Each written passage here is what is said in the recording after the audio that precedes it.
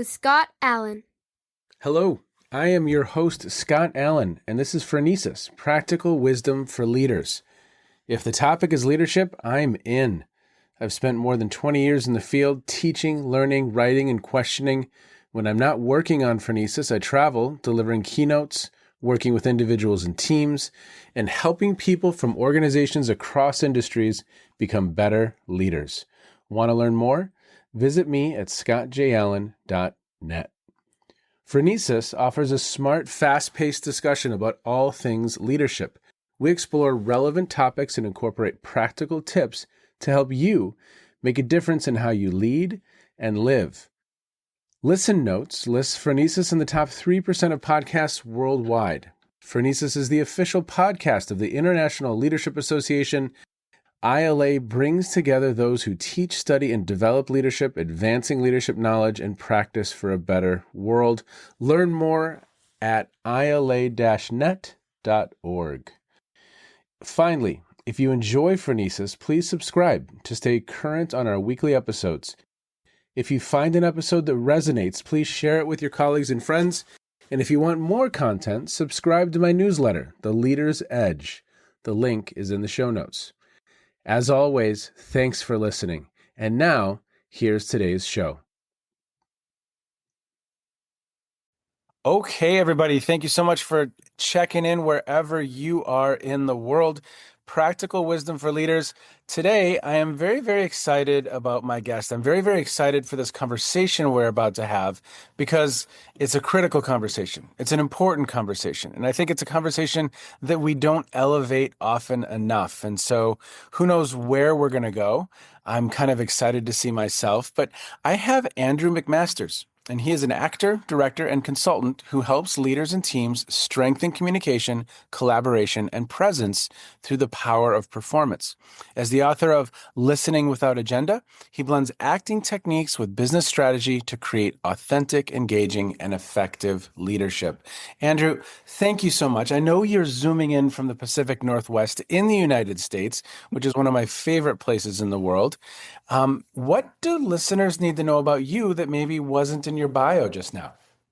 Yeah, I think the biggest thing is my background as an actor. A lot of times I'm walking in to work with organizations, work with groups, and they're like, "Oh, tell us what your background is." I'm like, "Well, I have a master's degree in drama and I have an undergraduate degree in theater."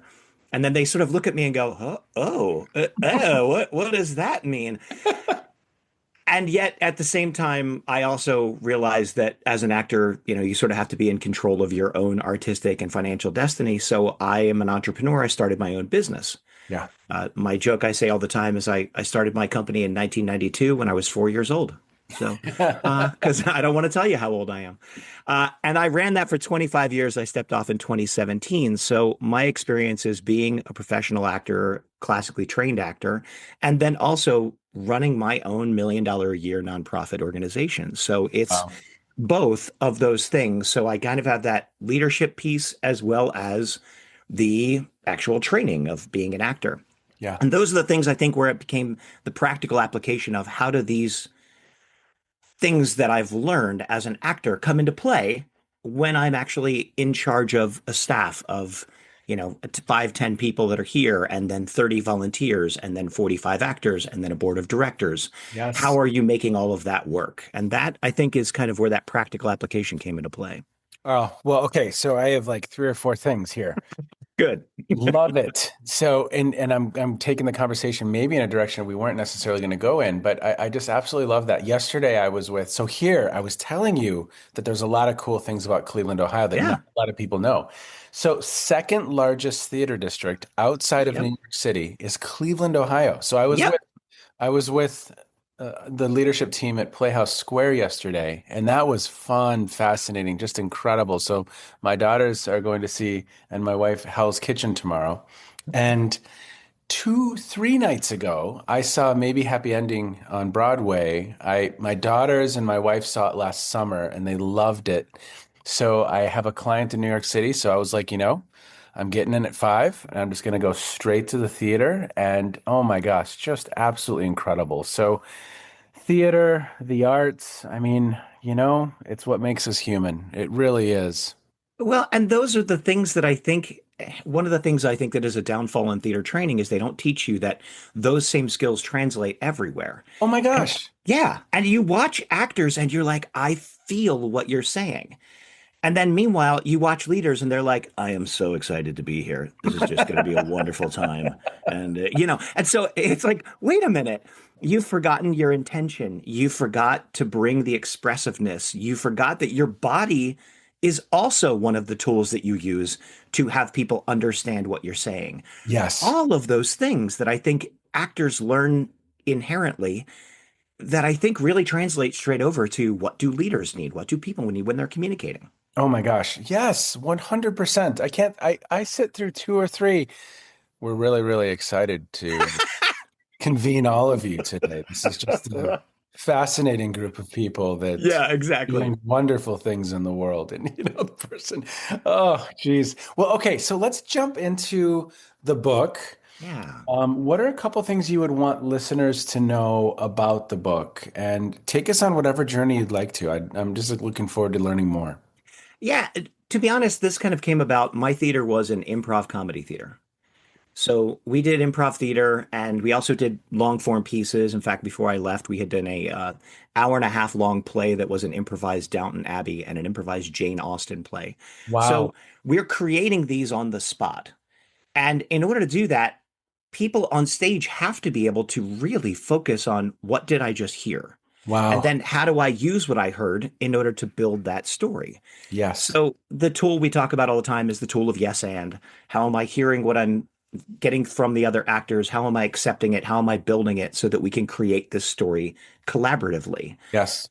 And that's where my listening skills really started to expand. And I started thinking about it in the sense of how am I listening to what I'm hearing? How am I actually using that? As opposed to, I heard it great, but I still have an agenda and I want to cover that thing I want to cover.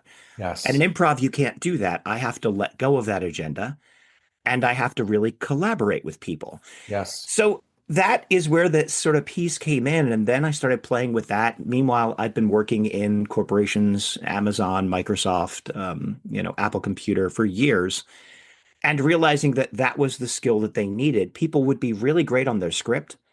And the minute someone asks them a question, they don't know how to take that and then go off script and build on it and create something beautiful and wonderful. Yes. So that yes and idea is really kind of the basis of where I started with the book. And then it kind of continued from there into all the studies, the pieces, the things that can't get in your way, all of the other problems, which I think are just brilliant and lovely and make me happy.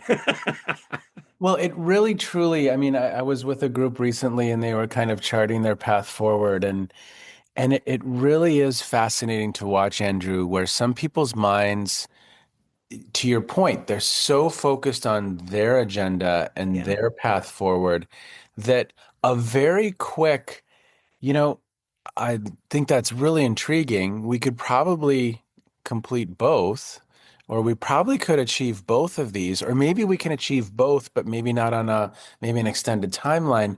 And then all of a sudden you're building and you're staying in a place of possibilities and you're staying in a place of kind of growth and appreciate like an appreciative space Yeah. versus a space that shuts down. And that's a skill. That's a skill when you are leading others and collaborating and trying to improvise what's happening in the room. And how do you combine some things so that maybe not everyone's getting exactly what they want, but they felt heard. They felt like a piece of what they were kind of value is being bolted on. It's a skill. It is. And especially these days, that idea of I have felt heard. Yes. Even if my idea didn't move forward, I felt heard. I felt included. Now I'm engaged. And I mean, every study you read, when you're engaging employees, they put in extra discretionary effort. And now all of a sudden that increases the bottom line of the company. Yes. So these are skills to help your financial benefit continue to grow, your output continue to go. It's fascinating to me to sort of think about that too. And one of the things I find with a lot of new leaders is they don't delineate between the two. They get the idea of yes and they're like, yes and, but that'll never work. Yes Uh, and, but that'll never work. Right. So it's you're setting it up and you're shutting it down. You're setting it up and you're shutting it down, as opposed to understanding that there is a time where you've got the divergent thinking. Yeah. We are considering possibilities. We're putting everything on the table. Let's play with it. Now let's analyze what we've talked about. Now let's do convergent thinking. What can we do and what can we walk out of this meeting deciding we're all going to do together? So Yes. making sure they're actually doing the two different thought processes at different times, Yep. as opposed to at the same time, which gives everybody that feeling of playing whack-a-mole. You're like, I'm Yes. just not getting anywhere. Yeah. So it's separating the thought processes and making sure that you're doing it in a methodical way so that you can actually include everyone, analyze, and then walk out of it with actual action items that you're going to do. Yes. Yes. 100%.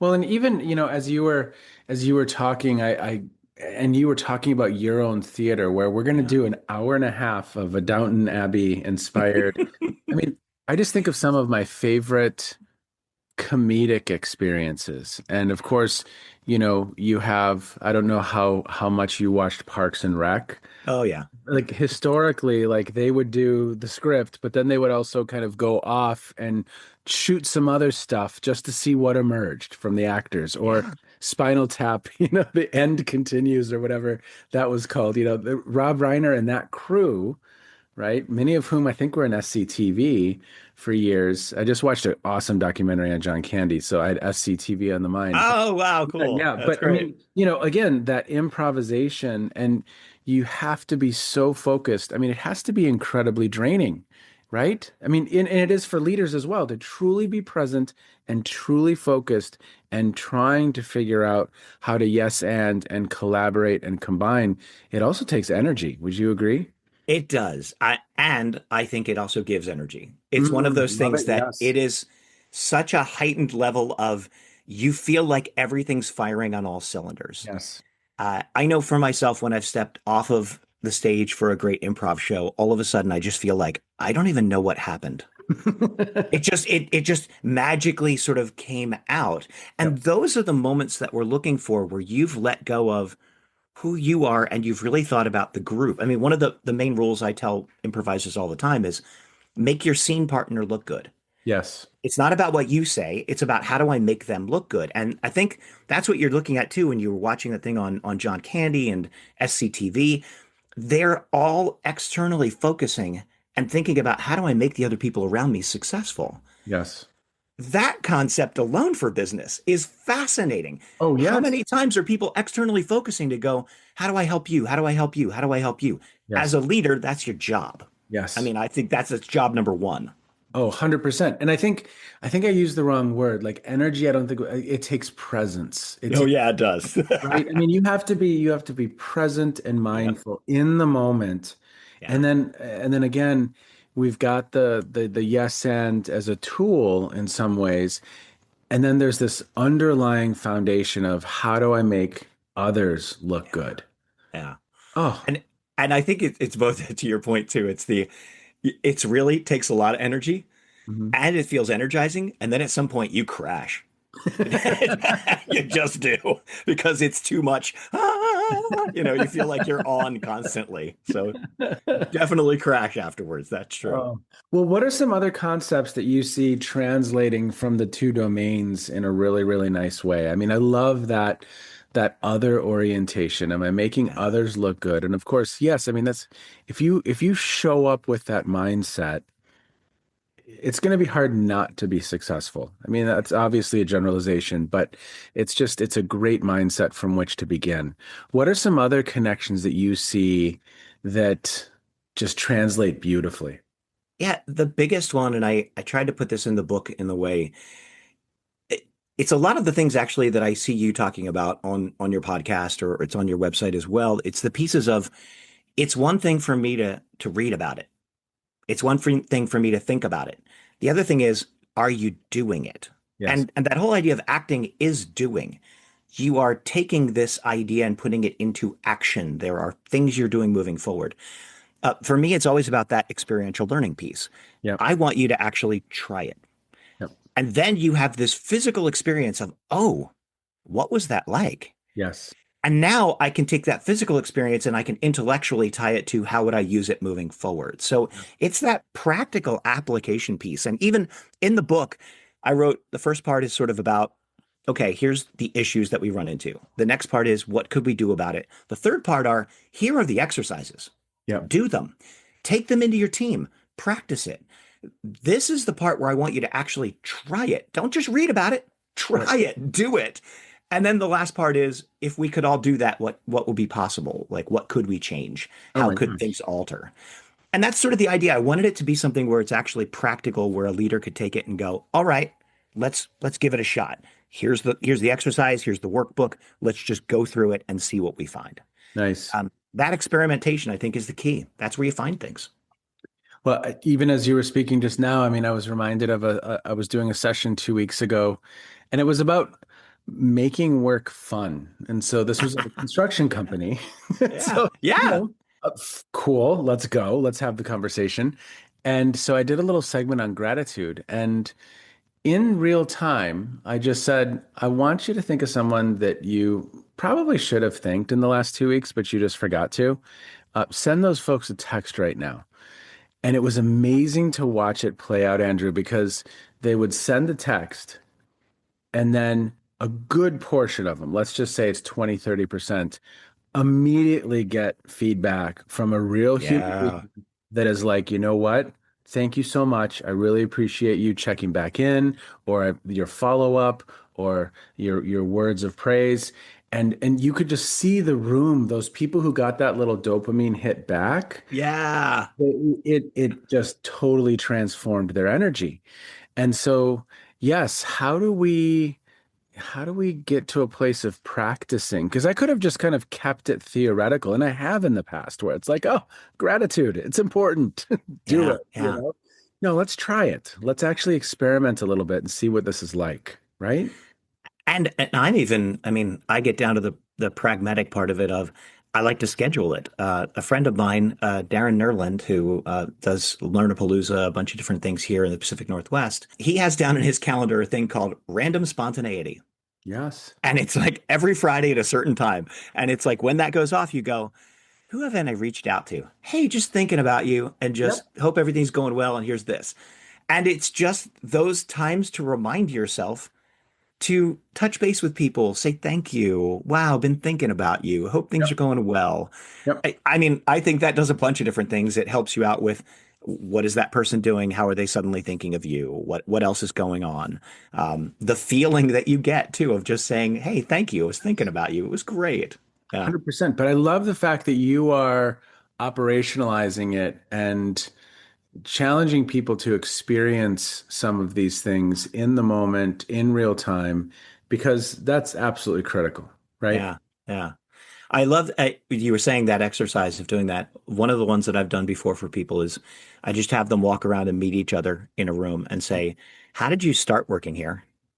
And what do you love about it?" And then it's like, "Okay, great. Find someone else. Do it again. Find someone else. Do it again." And after about three, four times, then we go, "What are you hearing that's the commonality?" Hmm. And in a way, you sort of find these beautiful, they're almost values that the entire room had that they didn't realize they had. Yes. Yes. It's beautiful, like hearing those things. Yeah. Oh, 100%, right? I mean, that kind of in the same session, I had participants write down answers to three questions on Yeah. three different index cards. And there were 140 people in the room. So 140 times three number of index cards kind of went up and were posted around the room.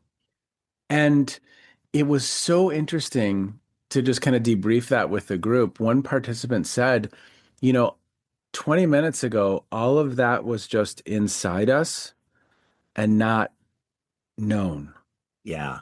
And this very quick shift of now I'm seeing hundreds, and I saw my name up there a couple times, and it felt really, really wonderful that someone had Yeah. acknowledged. And but it's so amazing to me those things that are kind of in us and maybe not expressed, but could be, and the difference that that makes in a space, right? And Yeah. just no different than yes and that subtle rule just totally shifts the energy.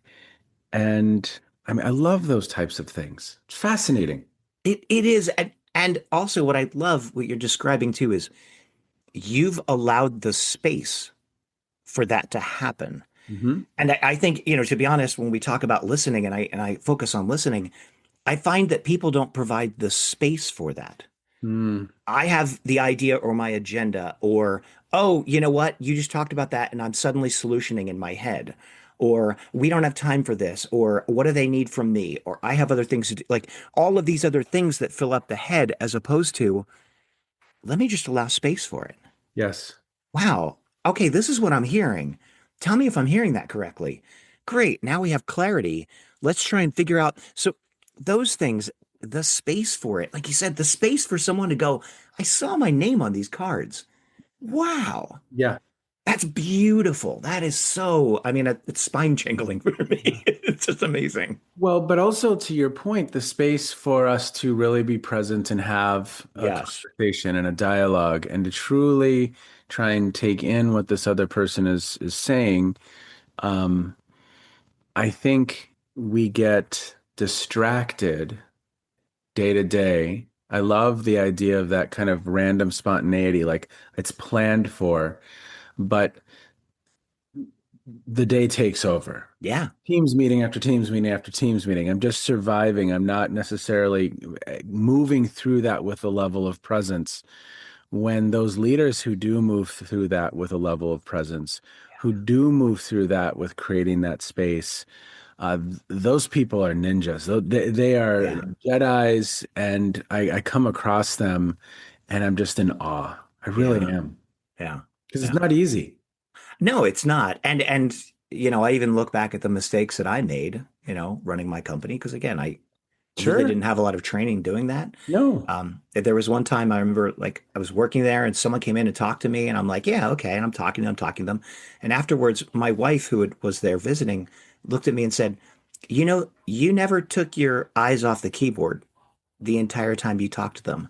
Yes. And that hits me just like, oh, wow. I continued to work on this, even though they're talking to me about something. Yeah, yeah, okay. Oh, totally cool. And not even making eye contact, not being present, as you said, Yep. with them, being available, making that space for them to continue to talk to me.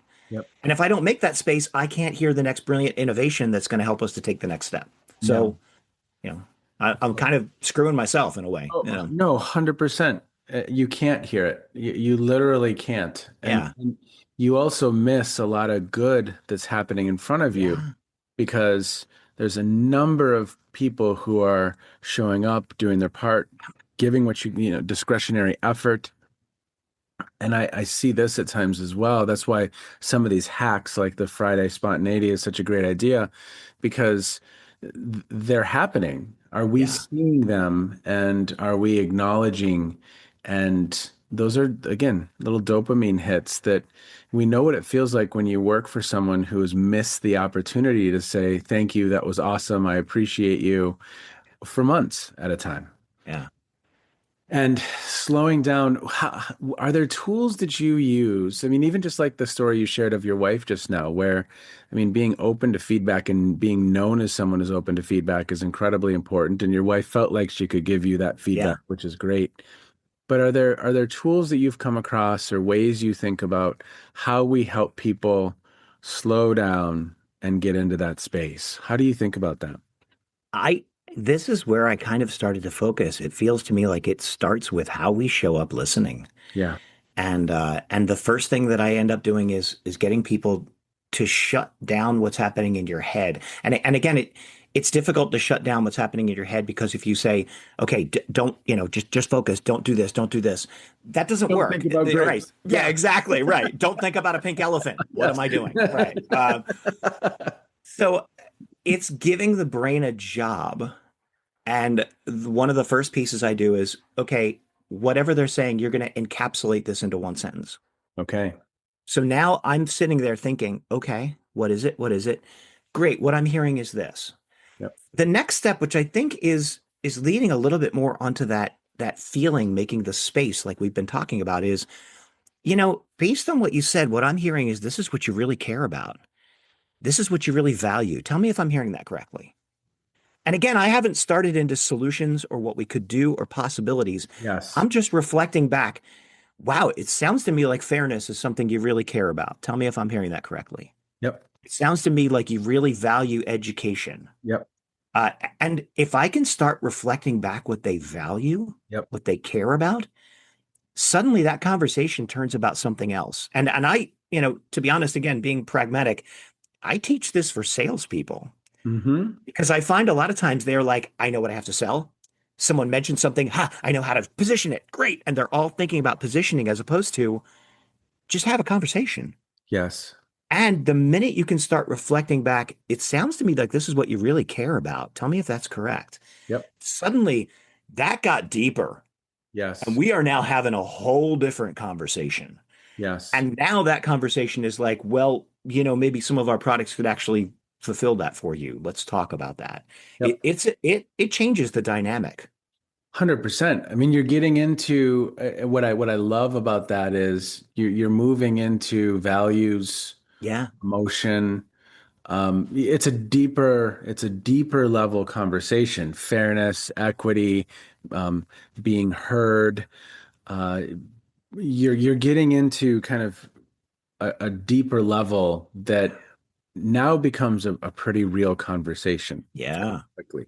That again, to your point, other salespeople, they're probably so I consumed, I focused, not focused on helping the other person shine, the other person look good, because ultimately that's what that person who's buying this product probably they want to be thought well of. They want to be thought that they're doing a good job, that they've brought something valuable to the table, and you're connecting with them at just a deeper level. I love that. I Yeah. absolutely love that.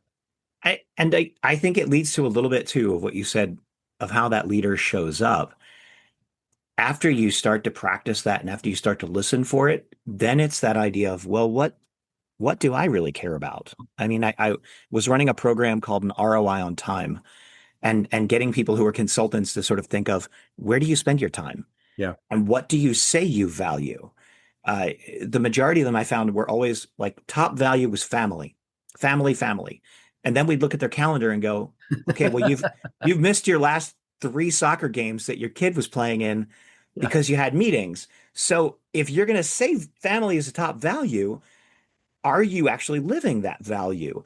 And I feel like in a way, yes, there's so much work. You have so much to do. When you can demonstrate that you're living that value, the people around you see that. Yep.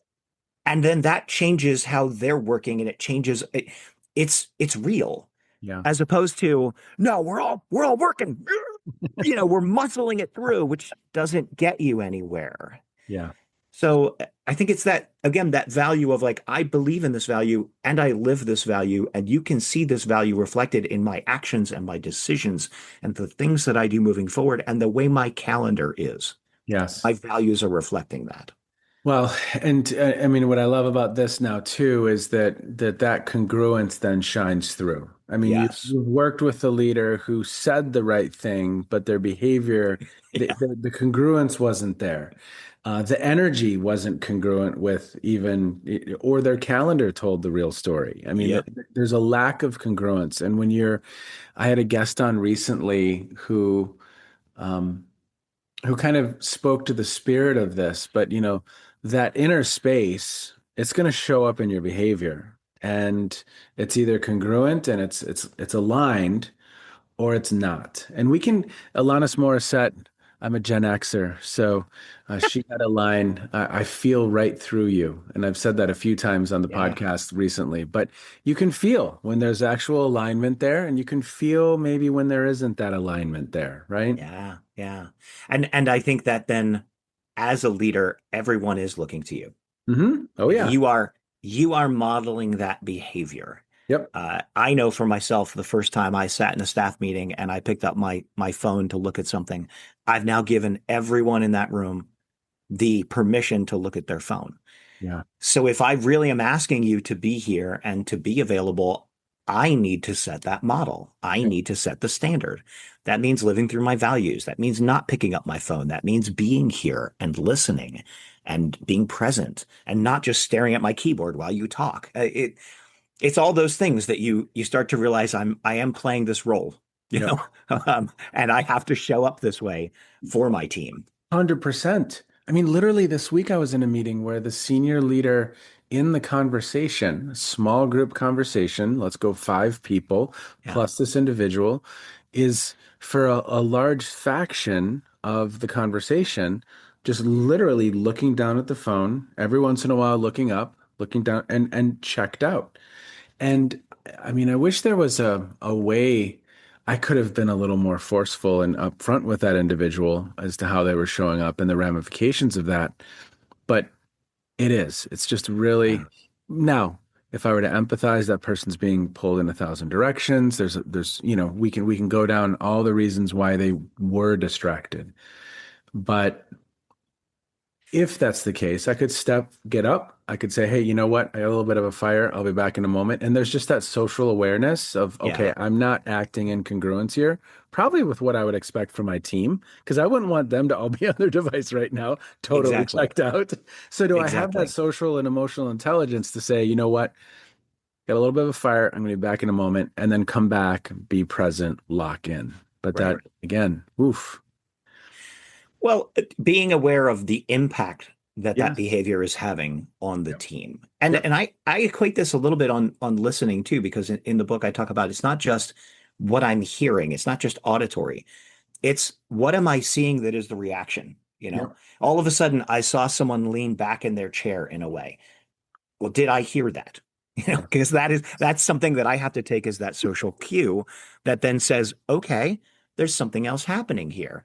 I'm working with a leader right now who's in the process of a transition. So the big general manager's leaving and he's taking over, and there's sort of a long transition period.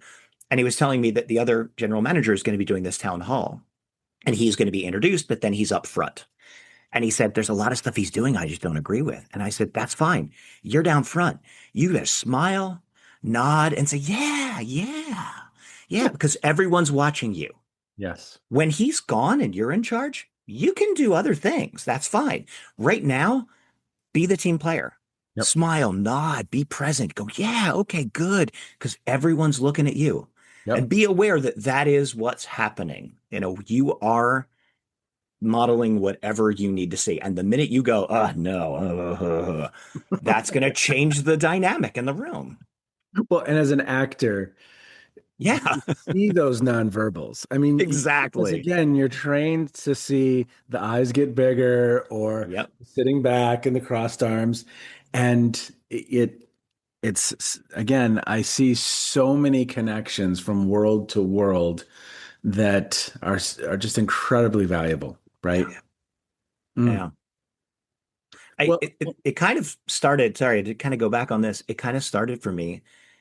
For many years, I worked for Microsoft, Apple Computer, and I stood on stage and I demoed hardware or software. okay. Um, and that was my job. So I started to realize that I was being hired to stand in front of 1,000 people and pretend that I worked at Apple Computer. And the reason is because the people who had written this were too afraid to stand up there and talk about something that they were so passionate about they had spent 5 years of their lives developing. Yes. And that's the part that said to me, well, wait a minute, what if I can train you? What if I can help you to bring that out? Yeah. What if I can help you to show up fully because this is yours? Yes. Sure, as an actor, I can do that. Yep. I can find that passion. I can find the cool thing. I can do that. What I want to do is I start asking you, well, what's cool about it? Yep. What do you love? Oh, and they And light oh, up, right? oh, they light up, right? Even though it's server load balancing, they're going, oh, okay, the packets come in, and then they're starting to, all right, and you watch them just fire up, and that's what we're talking about. That Yeah. I want that passion. That's what's going to excite people. That's what's going to draw people around you to say, yeah, yeah, I want to follow this person. Look at the passion. Look at the excitement. So it's drawing those things out. It's really acting training.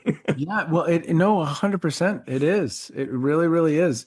I do some work with some cardiac surgeons, and Oh, sometimes I'll push. I'll just. It'll be presentation training, and it'll be okay. Let's just do a quick pause.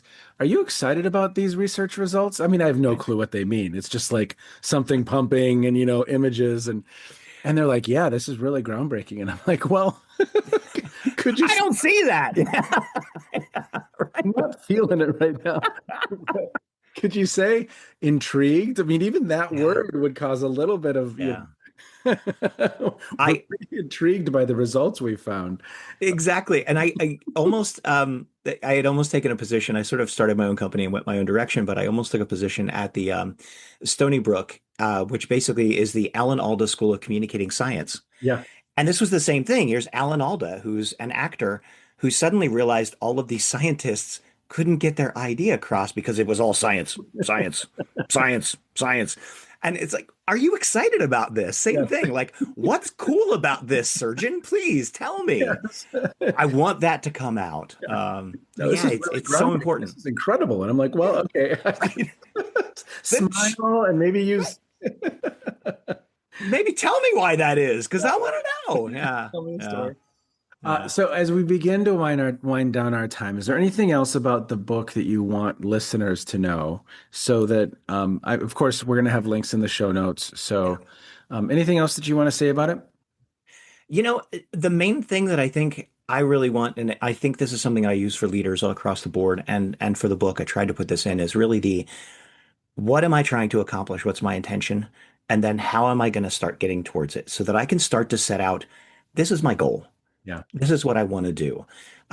One of the pieces of research that I love to sort of cite is there was a college research. They took 450 arachnophobes, Okay. people deathly afraid of spiders, and they put them in a room with a tarantula in a glass box in the middle of the room.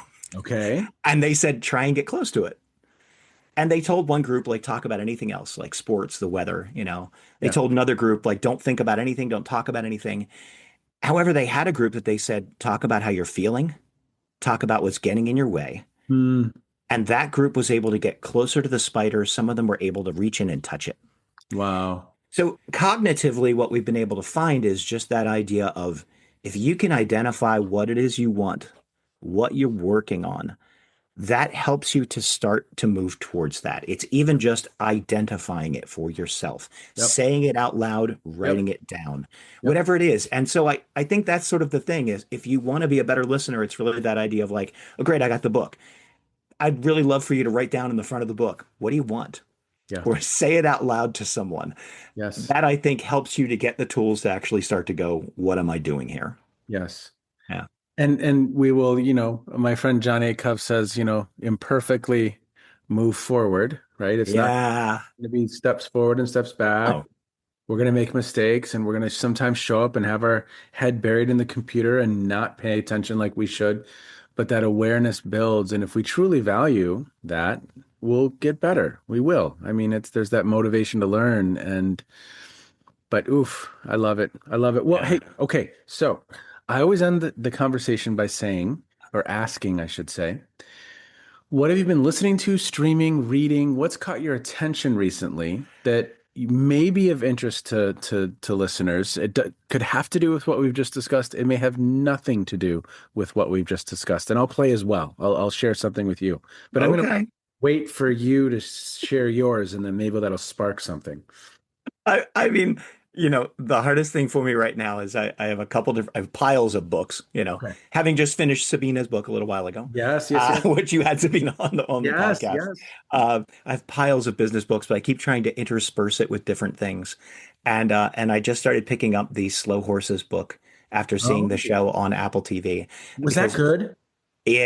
the show is phenomenal. The Okay. acting is really, really top notch. It's beautiful, beautiful to watch. I've And the seen twists and turns, yeah. And the books are also really, really well done. So I think right now I'm in a little bit of a little nerd out on my slow horses sort of slow. thing. That's my No, I think we started watching like the first episode, and for some reason, I don't know what it was. It wasn't the right yeah. night, or just we were distracted by something else, not being present, probably. But we need to give that another shot because I think is I there a new season out? Is that what it was? That the new yeah. Okay. Yeah, new season is out too. I just finished that one last night, so that's Mm. why. Okay, so Yeah. I have not seen it yet, but Andrew, I don't know if you've seen the trailer for the Bruce Springsteen movie, and I'm not a huge Bruce Springsteen fan, but I have gone out and I've listened to Nebraska. The storytelling in that is incredible. And then Jeremy Allen White, I mean, my gosh, between Yes. there and between what I expect this performance to be, I'm excited to see it. I just really Yeah. am. I okay, so I'm just going to piggyback on that for a moment because, Yeah. as I said, I grew up outside of Philadelphia. I spent my entire youth driving to the Jersey Shore. Uh, So Bruce Springsteen is a part of my growing up and my life in so many ways. My regret is I did not get to New York to see him on Broadway. uh, He was doing his one person show. I saw the video of it. They have it on Netflix. So if you want to see that, that's wonderful. But yeah, I can't wait for that movie either. I oh, just cannot wait. Cannot wait. it was funny because Jeremy Allen White's being interviewed, and so the interviewer said, "So you learned guitar?" And he said, "Well, I got to the first lesson with my teacher, and he said, we will not be learning guitar. We will be learning five Bruce songs." And that is all, So he was like, "Have you learned guitar?" He was like, "No, I know these five songs." Yep. Oh, anytime, Val Kilmer, when he sang the music of the Doors, or Yes. individuals are performing in that way. And actually, the gentleman who played Bob Dylan in that film a couple years ago, his name Yeah. just escaped me. Dune. Shyamalan. Yeah. It's yeah. Timothy Chalamet. Chalamet. That's it. Oh, Thank you. yes. I knew it was there somewhere. I'm like, it's not M. Night Shyamalan. It's Chalamet. Got it. All right. Yeah, it wasn't crop circles type stuff. It wasn't Bruce Willis that I see dead people, but There yeah, we go. Right. get Yeah. there. Yeah. Yes. Yeah. Yeah. Well, Andrew, I really, really appreciate your time. As I said, we will have links in the show notes, and so listeners, please feel free to click on that, purchase that, and you know what, sir? I really, really appreciate you, and thank you so much for your time today. Thank you. I appreciate being here, and this is wonderful. I feel energized from this, so this is great. Thank you. Me too. Have a wonderful weekend. Thanks. You too. Bye bye. Okay, before we get to my summary of that episode, I have a special guest, and this is Dr. Marcy Levy Shankman. And we have been colleagues, co-authors, friends since probably like 2006, back in the day, back in '06. She is helping with ILA's Dialogue Lab. And so, Marcy, tell listeners a little bit about this opportunity and how they can get involved, how they can get engaged. New Orleans in January sounds pretty good to me. Tell us a little bit more. So, Scott, thanks for asking me to talk a little bit about the Dialogue Lab. This is a really exciting experience. It's only offered every other year. We're going to be in New Orleans, as you said. So, this 3-day Dialogue Lab, which is going to be in New Orleans, is focused on dialogue as a form of leadership. So that means we're not going to have panels. We're not going to have workshops. We're not going to have presentations. What we're going to have is true, deep engagement.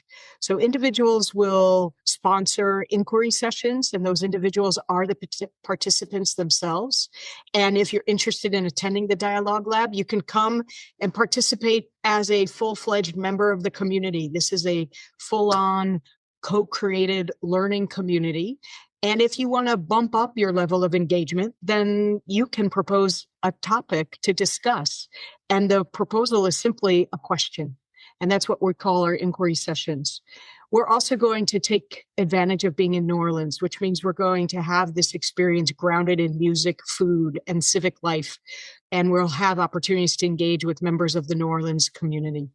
So we think this is the right time for this gathering. Dialogue's needed in this time of polarization, of complexity, and of disconnection.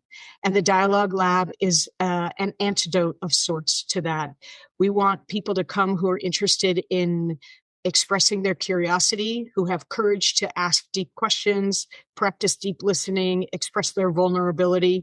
Expertise is not a requirement, a growth mindset is. So we're really excited to invite your listeners to apply to participate. The gathering is 3 days, as I mentioned earlier, January 30th to February 1st of 2026. And all who are interested in leadership are invited to attend. Awesome. And what I love in there is you mentioned an opportunity to practice, and we can practice listening and practice engaging and practice discernment and truly being present and mindful. Absolutely love it. So for listeners, there is all kinds of information in the show notes. So please feel free to check that out there. And you know what, Marcy, thank you so much for being a part of the leadership team that's putting this on. And thanks so much for stopping by today. I hope it goes awesome. Thanks, Scott. So I've had a couple episodes around improv, a little bit on acting, but I'm just more and more amazed at this space and the conversation and how it relates to leadership and leader development. I think an advanced skill is really remaining present and mindful about how we are interacting with others throughout the day. That energy that we're putting out, as Jonathan Reams would say, leaders create the weather, and it's hard to hide that inner state of yourself. Whether you're a parent or whether you're leading in an organization, it's difficult to hide that inner state. So are we aware? Are we present? Are we mindful? And in the moment, paying close attention to how we're showing up. And for me, I think that's a next level skill of great managers and great leaders. And to Andrew, thank you so much for that conversation. Very much appreciate it. To all of you, as always, thanks for checking in. Bye-bye. You have just finished another episode of Practical Wisdom for Leaders with Scott Allen. To contact me, visit scottjallen.net or send me a note at scott@scottjallen.net. I'm also on LinkedIn, so let's connect. If you have feedback, I'd love to hear it. And as always, thank you so much for listening. And now here's my daughter, Emily, with the outro.